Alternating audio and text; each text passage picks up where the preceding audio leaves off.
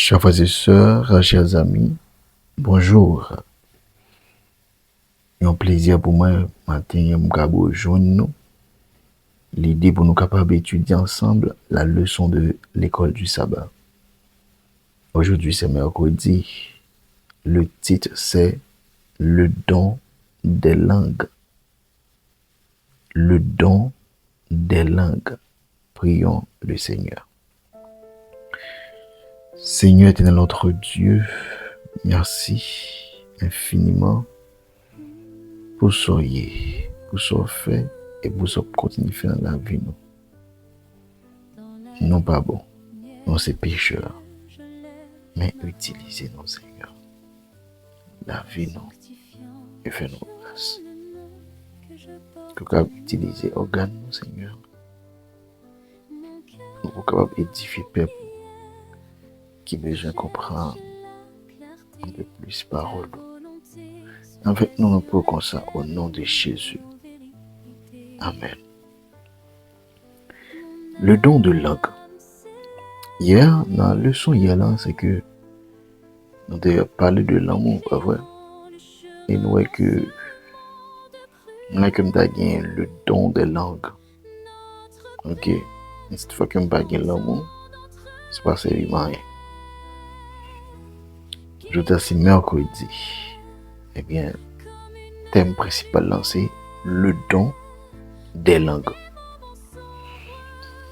Essayez d'imaginer un instant. Ok? Et que vous êtes un missionnaire, un prédicateur dans un pays, côté que vous-même, ou pas parler langue pays ça. Par exemple, je t'ai envoyé moi en Afrique, spécialement, et au Kenya, ou du moins je t'ai envoyé au Congo, dans un village côté que c'est seulement Lingala, je parle. Et même pas qu'on ait un mot dans la langue ça. Eh bien, comment annonceriez-vous Jésus-Christ? Comment vous êtes arrivé à prêcher la parole de Dieu?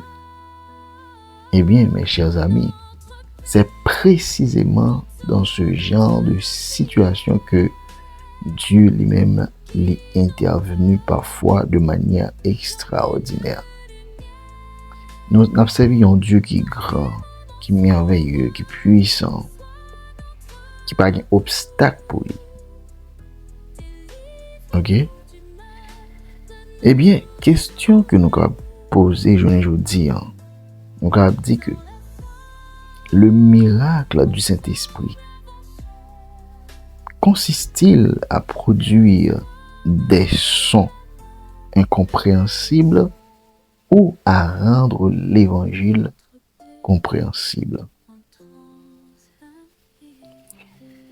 Parce que nous confondons le don de langue, je dis, dans plusieurs dénominations. Je ne parle pas en langue, c'est chebele pala chabala chiki la ma fama la kachli. Je prends ça comme parler en langue.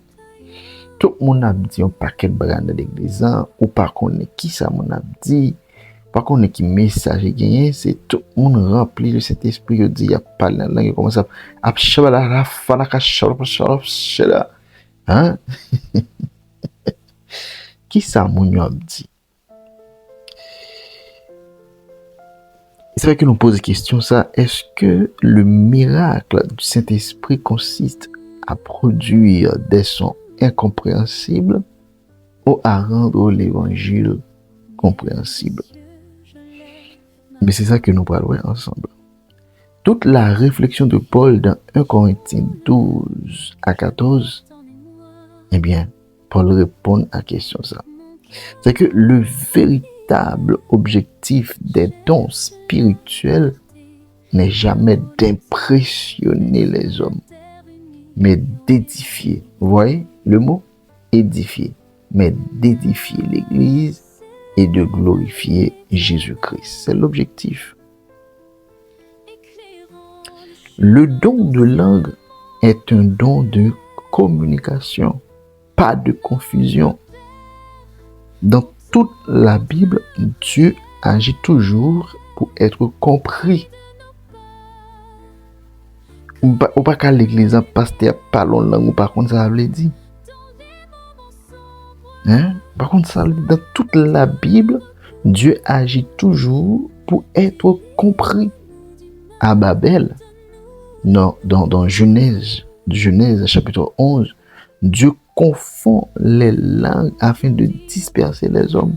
À la Pentecôte, Dieu utilise les langues afin de rassembler les peuples autour de Jésus. C'est que dans la Bible, exactement, on parle le don de langue, de parler en langue. Mais moi, je ne pas comprendre le texte en réalité. Ok? Je prends hors de sens, je prends hors de contexte. Lorsque il a parlé en langue, c'est que les apôtres étaient là, il y a un full monde de différentes nations, langues différentes. Eh bien, ça te paraît quasiment impossible pour être capable de prêcher par parole là. Eh bien, monsieur rempli du Saint-Esprit et il a commencé à parler en d'autres langues. Et tout le monde qui était là, ok, il te comprendre le message là dans la langue pas yo. C'est comme si nous gagnions États-Unis, nous gagnions Chili, nous gagnions Brésil. États-Unis, c'est anglais, Chili, espagnol, Brésil, portugais. Mais chaque pays ça yo gagne un monde qui sorti là-dedans. Il y a un américain, il y a un chilien, il y a un brésilien. Eh bien, moi-même en tant que prédicateur, je ne connais pas une langue ça yo. C'est seulement créole m'balé ou bien français seulement m'balé. Eh bien, moi-même il y a un message pour monde ça yo. OK? Eh bien, moi rempli du Saint-Esprit et chaque monde ça yo tendez message là dans la langue, vous comprenez. C'est ça qui est passé dans la Bible. Les disciples ont commencé à parler en d'autres langues. Vous êtes là? C'est ça. C'est que, mes frères et sœurs, Babel, ok, produit la séparation. Parce que Dieu confond langue afin de disperser les hommes. Babel produit la séparation, la Pentecôte produit l'unité. Ainsi, le don de langue représente le renversement de Babel. Ce n'est pas simplement un phénomène spectaculaire, mais c'est un instrument missionnaire. Le Saint-Esprit ne crée pas une langue mystérieuse. Le Saint-Esprit ouvre les barrières qui empêchent les hommes d'entendre l'Évangile. Et à l'aide de ça, Paul ne combat pas le don, surtout le don de langue, mais Paul combat son mauvais usage. C'est un point fondamental, c'est que Paul ne dit jamais ne parlez pas en langue. Il dit plutôt faites-le correctement. Pour qui ça? C'est parce que l'église de Corinthe, ok, a commencé à mesurer la spiritualité par les manifestations extraordinaires. C'est que pour eux-mêmes, celui qui parlait en langue semblait plus spirituel que les autres. Nous, je dis, c'est ça qui gagne dans l'autre dénomination. Après que mon nom, il est obligé à faire bluff parfois. Pour montrer que le spirituel, il commence à faire un paquet de bagages là, je ne peux pas comprendre. Il commence à faire un paquet de bagages. Pour eux-mêmes, c'est ça qui te montré que c'est spirituel. Eh bien, Paul détruit cette idée. C'est que dans le royaume de Dieu, la grandeur n'est pas déterminée par le don que l'on possède, mais par l'amour avec lequel on l'utilise. Eh bien, c'est précisément pour cette raison que le chapitre 13 est placé entre le chapitre 12 et celle de 14. Sans amour, ou encore sans amour, même le plus spectaculaire, ok, ne vaut rien. Le mot-clé de Paul est l'édification. C'est que dans 1 Corinthiens chapitre 14, Paul revient constamment sur une idée. Tout doit édifier.